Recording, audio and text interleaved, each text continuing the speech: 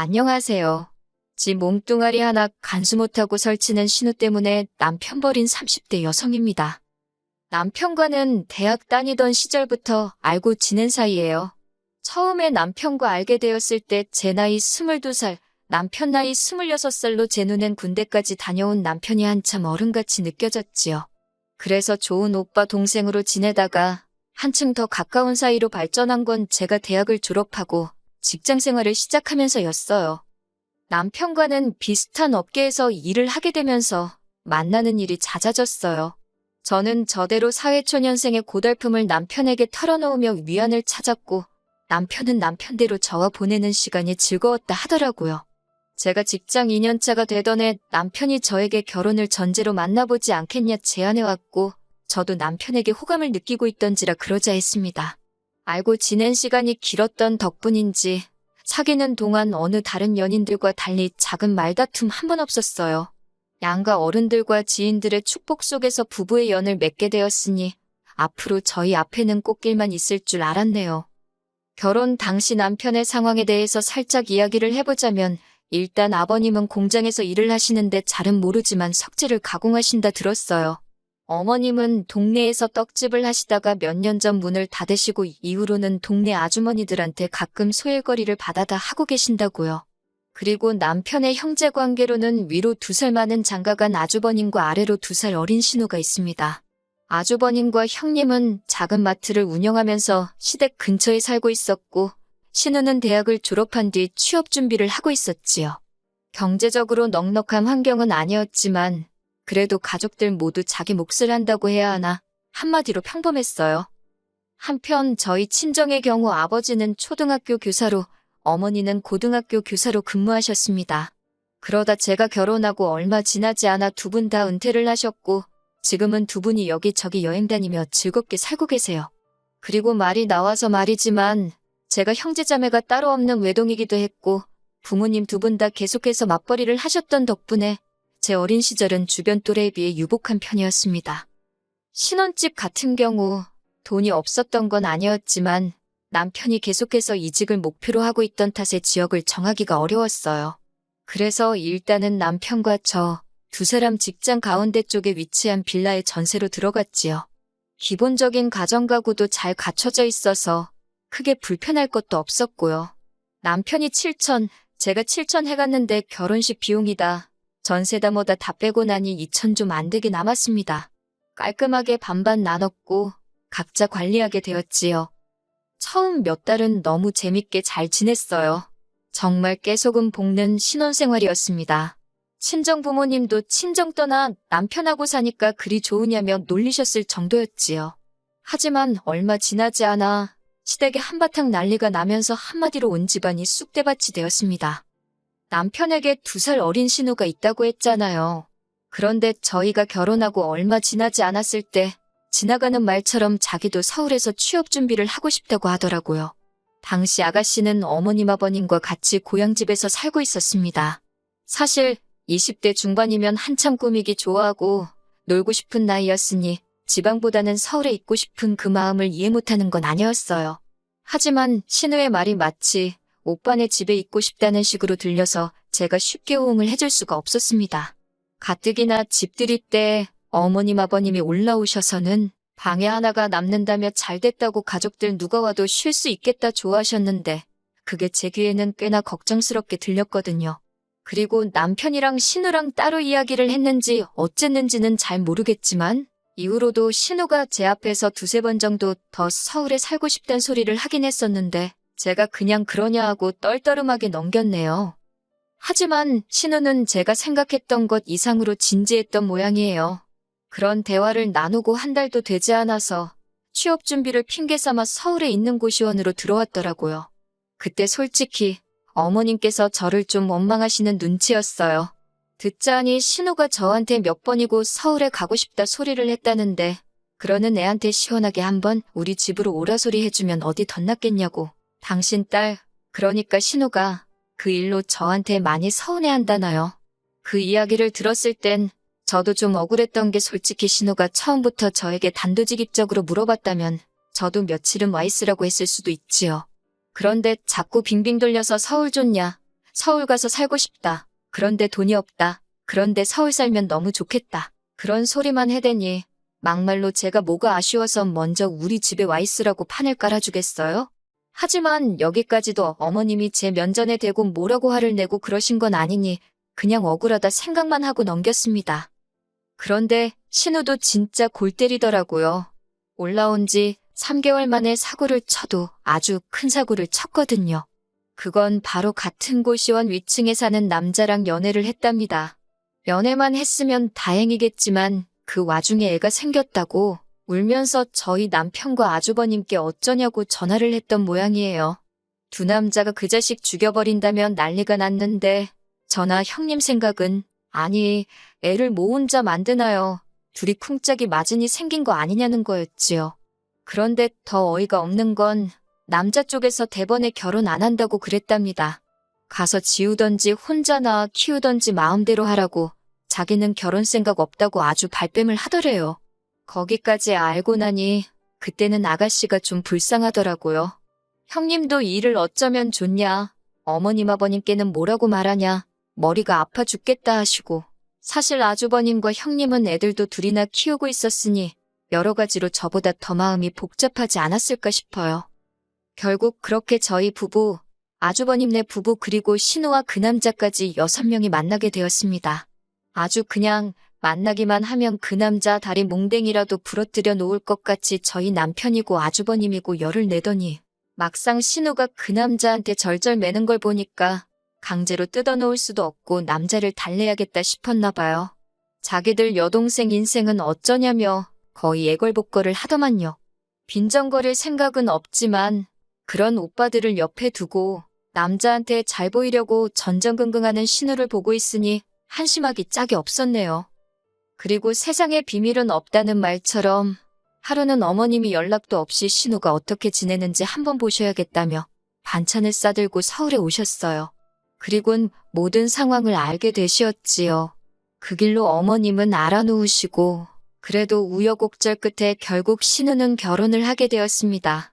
그 남자나 남자 부모나 원치 않는 결혼인데 억지로 하는 거라며 한 푼도 못 보태준다고 해서 저희 어머님 아버님이 5천 그리고 아주버님이 5천인가 해주셨대요. 저희 남편도 도와주고 싶어 안달난 강아지처럼 끙끙거리더니 저랑 상의도 없이 결혼 때 남은 돈 갖다 준 모양이 돼요. 괘씸하긴 했지만 지 돈 지가 쓰겠다는데 내가 뭐라 하나 싶어서 참고 넘어갔습니다. 하지만 아주버님네가 문제였어요. 솔직히 아주버님이 5천을 해주셨다 소리를 들었을 때 아주버님도 아주버님이지만 형님이 여장부다 싶었거든요. 그 5천을 돌려받을 수 있다는 보장도 없는데 어떻게 신우 시집 가는데 턱하니 내놓나 싶어서요. 그런데 알고 보니 형님이랑 상의도 없이 아주버님이 가게를 담보로 대출을 받아서 줬던 모양입니다. 형님이 그 사실을 아시고는 아주버님더러 네가 사람이냐며 네 애들 생각은 안 하냐고 대판 싸웠다대요. 그리고는 형님이 애들 둘 데리고 당신 친정으로 가버렸다고요. 그래도 그때는 형님이 이혼까지 각오한지는 몰랐습니다만 이 두 사람 정확히 1년 뒤에 남남이 되었어요. 아주버님이 유책 사유자로 양육권은 형님이 가지셨다대요. 한편 시간이 흘러 신우도 아들을 낳았습니다. 아주버님이나 제 남편 둘 다 처음 생긴 조카라며 어지간히 이뻐하더라고요. 신우 남편도 애가 나오고 나니까 전과 달리 신우나 얘한테 잘하는 듯 했고요. 게다가 아버님 소개로 아버님 친구분 공장에 취업해 일도 착실하게 다닌다고 아버님이 좋아하셨지요. 하지만 문제는 신우였습니다. 신우는 애를 낳고 나더니 전처럼 다시 놀기 좋아하는 철부지로 되돌아가더라고요. 어머님이 하소연하듯 말씀하시길 신우 남편한텐 친정에 갔다 온다고 해놓고 애만 어머님께 맡겨두고 밤새 술 먹고 다니기도 수차례였다대요. 걸핏하면 자기 남편한테 어머님을 팔아댄 거지요. 그러다 결국 사단이 났어요. 출산하고 반년 정도 지났을 때였는데 하루는 신우가 뜬금없이 폭탄 선언을 하더라고요. 남편하고 이혼하고 싶답니다. 한다는 말이 자기가 애 아빠, 그러니까 자기 남편을 사랑하지 않는다면서 자기에게 진정한 사랑이 찾아왔다나요. 아버님 공장에는 파키스탄에서 온 직원이 한 명 있었는데 그 사람을 사랑한다나? 그래서 같이 돈 벌어서 파키스탄에 갈 거라고요. 상황은 점점 생각지 못한 방향으로 흘러갔습니다. 그래, 이혼하자. 그렇게 나올 줄 알았던 신우 남편이 애한테는 엄마가 필요하다며 이혼을 못 해준다고 버텼거든요. 신우는 신우대로 처음에 애생겨서 결혼하자 했을 때 안 한다며 자기를 얼마나 멸시하고 모욕감을 줬었냐며 그런데 왜 이제는 안 놔준다고 난리냐고 악을 써댔고요. 드라마에서나 볼 법한 일들이 자꾸 시댁에서 벌어지니까 따로 TV를 볼 필요가 없대요. 어머님은 또다시 머리 싸매고 누우시고 아버님은 아버님대로 공장 가서 그 직원 죽인다고 그러시는 통에 경찰서까지 다녀오시고 집안 꼴이 말도 아니었지요. 그나마 저희 부부는 서울에 있어서 전해 듣는 게 반이었지만 가까이 산다는 죄로 죄다 지켜봐야 했던 아주버님은 하루하루가 죽을 맛이었는지 오죽하면 헤어진 형님한테 전화를 해서 하소연을 했다고요. 하지만 신우의 일이 저한테까지 영향을 미칠 줄이야. 신우가 이혼 소송을 한다고 난리를 치던 무렵이었어요. 남편이 저에게 상의할 일이 있답니다. 상황 돌아가는 꼴을 봤을 때 신우에 관한 이야기라는 건 당연히 바로 눈치챘지요. 남편이 한다는 말이 저희 집 전세보증금을 빼서 신우를 주잡니다. 신우 이혼 소송을 한다고 난리인데 신우가 유책사유자다 보니 변호사를 선임하는 데 있어서 돈이 많이 들 것 같다고 오빠들더러 도와달라고 했대요. 그런데 아주버님은 이미 신우가 결혼할 때 5천을 해줘서 더 대출받을 곳도 없다며 이번엔 저희 남편더러 해주라 했다는 겁니다. 내가 당신도 그때 얼마 해주지 않았냐니까 그건 1,000만 원밖에 안 된다면서 그러더니 일단 저더러 그때 결혼 준비하고 저도 남은 돈이 좀 있지 않냐면서 그걸 내놓으래요. 예단이며 혼수며 그런 것도 거의 안 했었으니까 이렇게 지금이라도 해준다 생각하고 신우 주자고요. 제가 헛소리하고 앉아있다고 시집 오는 며느리가 신우한테 예단을 하냐고 어머님한테 하는 거지 그리고 당신은 우리 집에 뭐 해왔냐고 웃기는 소리 좀 하지 말라 했습니다. 그랬더니 남편이 그러면 알겠다고 일단 전세부터 빼잡니다. 제가 그럼 우린 어디 가서 살자는 거냐니까 일단 저희 부모님 댁에 들어가서 살면 안 되겠냐고 그래요. 경기도니까 버스 타고 지하철 타고 출퇴근도 할 수 있고 어이가 없어서 당신 동생이 사고를 쳤는데 왜 우리 부모님까지 피해를 봐야 되냐고 싫다 했습니다. 싫다고 할 게 너무 많아서 순서가 뒤죽박죽이긴 했는데 아무튼 집 전세 보증금 빼주기도 싫고 다 싫다고 했어요. 그러면서 남편더러 아무리 당신 동생이라지만 진짜 미친 엑스 아니냐고 결혼이고 이혼이고 장난이냐고 파키스탄 같은 소리 한다고 지금부터 단돈 1원이라도 신우한테 넘어갔다가는 너랑 나도 아주버님이랑 형님 꼴 난다 생각하라고 아주 악을 썼어요. 그런데도 제 아내 화는 가라앉지가 않았는데 한 이틀이나 지났나 어머님이 연락도 없이 올라오셨습니다. 다짜고짜 제 앞에서 눈물을 보이시는데 어머님 속도 속이 아니겠구나 싶어서 안아드렸어요. 하나밖에 없는 딸이 그 모양이니 얼마나 속이 상하시겠나 싶대요. 그런데 어머님이 제 손을 꼭 쥐시면서 그래도 동생인데 어쩌겠냐입니다. 엄밀히 말하면 남편의 동생이지 저하고는 상관없는 남이지만 시시비비 가릴 상황은 아니라 듣고만 있었어요.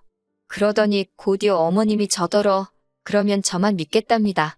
어려울수록 힘을 합하는 게 가족 아니겠냐고 이건 아닌데 싶어서 한마디 할까 하다가 남편하고 어머님하고 이야기할 게 아니다. 당사자하고 얘기를 해야겠다 싶어서 어머님 모셔다 드린다 하고 그대로 차 끌고 내려갔습니다. 어머님을 내려드리고 신우한테 전화를 했어요. 아가씨 보려고 내려왔으니 이야기 좀 하자니까 순순히 나오대요. 카페에서 자리를 잡고 앞으로 어떻게 할 생각이냐 물으니 오빠, 그러니까 저희 남편이랑 저랑 이야기 다 된 거 아니냐입니다. 무슨 이야기냐고 하니까 이혼 소송하기로 했대요. 이렇게 불행한 결혼 생활은 할 수가 없다고 자기는 애도 필요 없다면서요. 저는 오빠가 뭐라고 했는진 모르겠지만 아가씨 이혼 소송비 대주면 우리는 헤어지기로 했다. 우리 부부도 아주버님네처럼 헤어지길 바라는 건 아닐 거 아니냐. 그러니 잘 사는 오빠들 그만 건들고 아가씨 본인 앞가림은 스스로 해라 했습니다. 그런데 좋은 말로 타이르듯 말을 하니까 제가 만만해 보였나 봅니다. 저더러 제3자 주제에 왜 이래라 저래라냐면서 저더러 빠져있으래요. 그래서 결국 험한 소리가 나갔지요. 지 몸 하나 간수도 못하고 사는 게 불쌍하다고 사랑 같은 소리 한다고 네 덕에 형제들 죄다 호래비 만들어서 좋겠다고 미친 엑스야. 정신 차리고 살라고요. 그제서야 말문이 막혔는지 신우가 절멍한 표정으로 쳐다보던데 그러던지 말던지 뒤로 하고 차 끌고 올라왔습니다. 집에 도착하니 그새 신우가 남편한테 일렀는지 저더러 어떻게 자기 여동생한테 그런 소리를 할 수 있냐고 실망이라고 따지더군요. 그래서 그렇게 불쌍하면 네가 네 동생 데리고 살라고 했어요. 이 집 전세 보증금 나오면 정확히 반반 가르자 했고요. 나는 그 돈 가지고 친정으로 돌아갈 테니 너는 네 여동생한테 꼬라박던지 말던지 맘대로 하라니까 자긴 저랑 안 헤어진답니다. 그런데 저흰 청약대의 혼인신고 전이었거든요. 그러니 남편 말에는 뭐 힘이 없었지요. 하루빨리 전세 계약한다는 사람이 나타나야 되는데 하며 지금은 친정에 와 있습니다. 전세 계약은 제 이름으로 해뒀던지라 별 걱정도 안 되네요. 신우 그 물건은 인생의 쓴맛을 한번 봐야 돼요, 진짜. 지 때문에 오빠 둘 다 이혼하고 이게 무슨 꼴이냐고요? 어머님 아버님은 형님 때도 그러시고 무슨 자신감이신지 며느리들한테 지금이라도 숙이고 들어오라는 건지 모르겠습니다. 딸 간수나 잘하셨으면 좋겠네요.